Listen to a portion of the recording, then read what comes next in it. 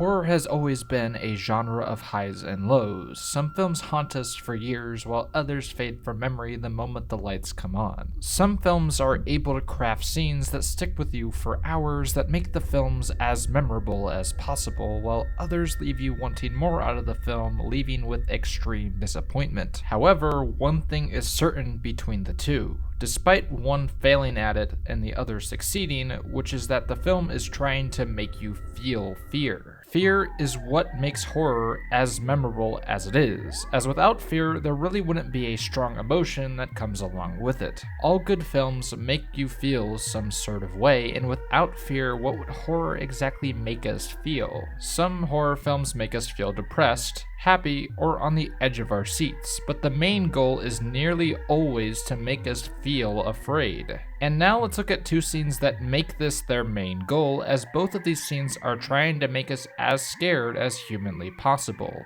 One is from the 2014 film It Follows, and the other is from 2012's Sinister, which while both films were received pretty similarly, they both have one major difference between one another. I should also specify before going any further, major spoilers ahead. If I talk about any of these movies that you haven't seen yet, go watch them first before watching the video. If you have not seen any of the films listed above, proceed with caution. Okay, now let's continue. For It Follows, we follow a college girl named Jay who, after sleeping with her boyfriend, gets transmitted an STD that causes some sort of demonic entity to start following her everywhere she goes. And because of this, she decides to spend the night with her friends, which during the middle she hears a window break and finds a variant of the monster in the kitchen, which quickly disappears when her friends rush down. She then begins to question herself, as does the audience, but in the back of our minds, we know that it's still in the house with her. We, the audience, know that this is real due to the opening, but she doesn't know yet if it's real or not. They then rush her upstairs, where she begins to have a meltdown, and we hear a knocking, which is revealed to be a fake out, and everything seems to be fine, like maybe she's just seeing things. And now let's compare that to the ending of Sinister, which follows a prolific writer, Ellison Oswalt, who finds a stash of Super 8 reels showing the brutal murders of families across the US, which is slowly revealed to be the work of an ancient demon named Bagul, a monstrous entity who possesses children and makes them kill their entire family before proceeding to take them away to hell. This is all revealed in the extended cut that Ellison receives upon moving back to his house, where he is then murdered by his own daughter in the exact same fashion as the ones in the videotapes before him. And I'm not here to rag on Sinister. I actually think Sinister as a whole is an excellent film. However, what I'm actually here to rag on is the ending of the film, which was added on by the studio. The film ends with a slow zoom in on the box of Super 8 tapes before this happens.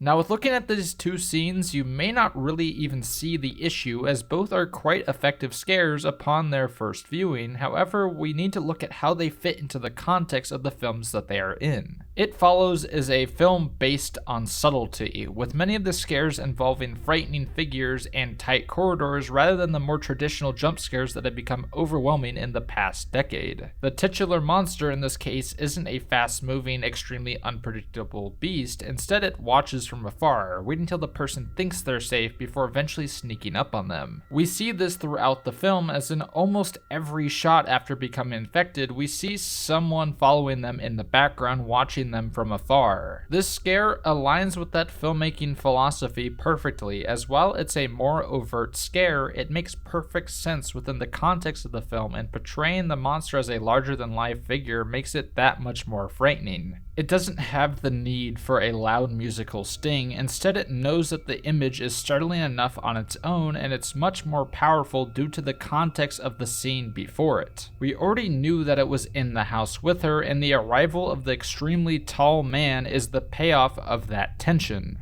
Now let's compare that to the final scare in Sinister, which while the rest of the film does a good job bringing in the tension for a lot of its scares, we have next to no setup for this final scare. There is next to no reason behind this scare for the story. Instead, it's just a seemingly final scare just to leave the audience frightened at the very end. And honestly, it makes perfect sense that this scene was added to the film due to studio meddling, as originally the director just wanted to have a slow zoom in on the box of tapes, leaving the film with a sense of unease as we know another family is about to fall victim to Bagul's trap. However, with this jump scare at the end of the film, all that tension that has been built up throughout the entire film is let go, instead giving it all away for one last big scare, and this is one of the issues that's been plaguing studio horror films for decades but has seemingly gotten worse. And also, to show that this has been happening for a while now, let's look at 1986's Night of the Creeps, which has two vastly different endings that completely change the tone of the film. First off, we have the original intended ending, which involves the now zombified Tom Atkins going to a cemetery to infect the corpses and cause another zombie outbreak within the city. This ending is much more aligned with the tone the film set, as while the characters think that this is all over, they are in fact just getting started, and leaves the audience wondering what could possibly happen next. However, in the original release, the studio changed the ending to instead just be another jump scare, and it completely ruins the film and makes it all worth nothing. In the original ending, it leaves you with a sense of dread as you know there's no stopping it, but in this version, all that tension is released for a stupid, poorly done jump scare. And I know it's not the best done film, but I think it's a really good example of how films can get ruined by bad jump scares.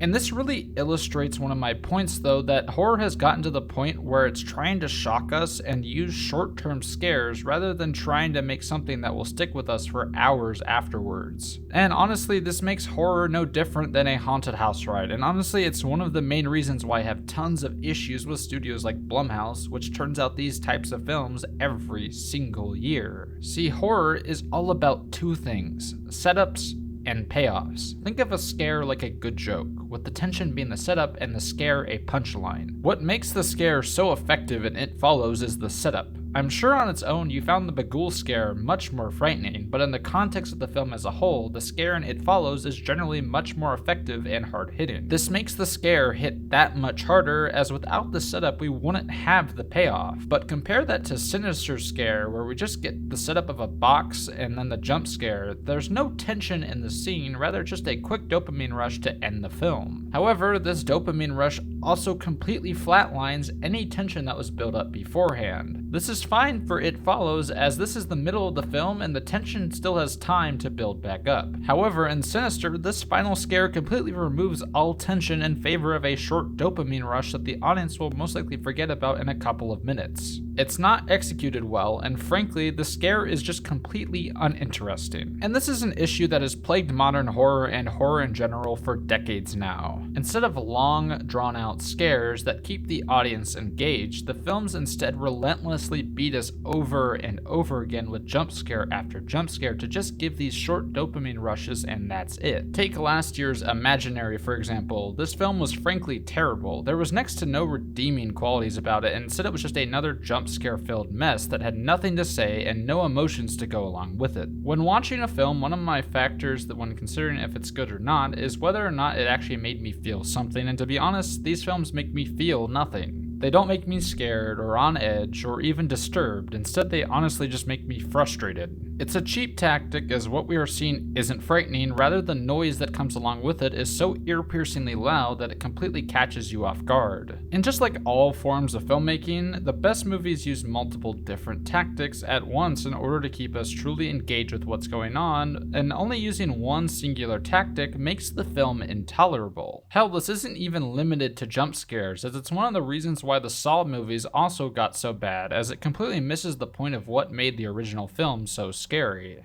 What made the original Saw so frightening while the traps were creepy was the atmosphere and setups that James Wan built around every single scene. The scene with the camera is still excellent to this very day and is one of my personal favorite jump scares, and the film utilizes scares like this to an excellent effect to make the film more frightening. However, the sequels to the film instead just focused on the traps more and more as the main scare tactic, essentially becoming torture porn flicks and nothing else. Yes, the scare may be shocking, but do you actually feel anything after witnessing it? Yeah, they're gross, but that's all they really are. You will most likely forget about a lot of the traps from the films, besides a few notable exceptions, of course. It's also one of the main reasons why some people got tired of things like Urban Spook, as it was honestly just another one-trick pony, as the only singular thing that the series could do was make us grossed out, but it forgot the actual tension that makes horror so spectacular in the first place. And in all honesty, that shows one major flaw with horror at this very moment, and that it's so focused on short-term viral scares that it forgets the actual story and emotion behind it. And that's not to say that there aren't any films doing something different and original. There are tons of interesting stuff out there to see, as companies like A24 have been pushing back against this with films like Hereditary and The Lighthouse, both using excellent scare tactics that, while it might not be a haunted house type dopamine rush, will instead stick with you for hours afterwards and leave a scar within your mind. Horror has always been about taking risks, so if you really want to get your film to be remembered, don't do what everyone else is doing and make it your own. And that is all for today. If you would like to, make sure to hit that like and subscribe button. I would love if you would consider doing so, and make sure to comment down your thoughts below. Do you agree or do you disagree? I know this isn't my typical video, as I have really only been known for covering analog horror, but I wanted to branch out a bit more here. Also, I included some sources down in the description below. Make sure to check them out, and I'll see you all next week.